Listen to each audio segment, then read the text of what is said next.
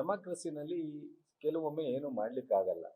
So ನಮ್ಮಲ್ಲಿ ಶಾಸಕರಾಗಲಿ ಅಥವಾ ಇನ್ನೊಬ್ಬರಾಗಲಿ ಏನೋ ಮಾತನಾಡೋದನ್ನು ಪಕ್ಷ ಗಮನಿಸ್ತದೆ, ಅಲ್ಟಿಮೇಟ್ ಪಕ್ಷ ಒಂದು ತೀರ್ಮಾನಕ್ಕೆ ತಗೊಳುತ್ತೆ.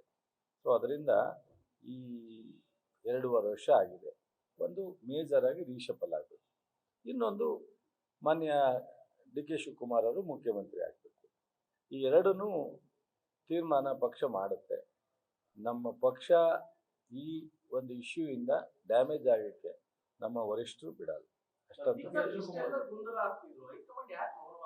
ಆಗಕ್ಕೆ ಅದಕ್ಕೂ ಒಂದು ಕಾಲಾವಕಾಶ, ಒಂದೊಂದು ಸಾರಿ ಸಂದರ್ಭಗಳು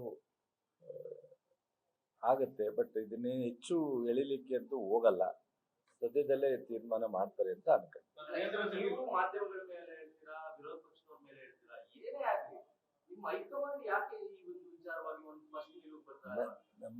ಹೌದು, ಹೈಕಮಾಂಡ್ ಈ ಸಂದರ್ಭದಲ್ಲಿ ಒಂದು ಸೂಕ್ತವಾದಂಥ ಸಂದೇಶವನ್ನ ಕೊಡಬೇಕಾಗತ್ತೆ. ನಮ್ಮ ರಾಜ್ಯ ಇವತ್ತು ಕಾಂಗ್ರೆಸ್ಗೆ ಬಹಳ ಮುಖ್ಯವಾದಂಥ ಒಂದು ಜವಾಬ್ದಾರಿಯನ್ನ ಇಡೀ ರಾಷ್ಟ್ರಕ್ಕೆ ನಾವು ಇಲ್ಲಿಂದನೇ ಒಂದು ಸಂದೇಶವನ್ನ ಕೊಡಬೇಕಾಗುತ್ತೆ.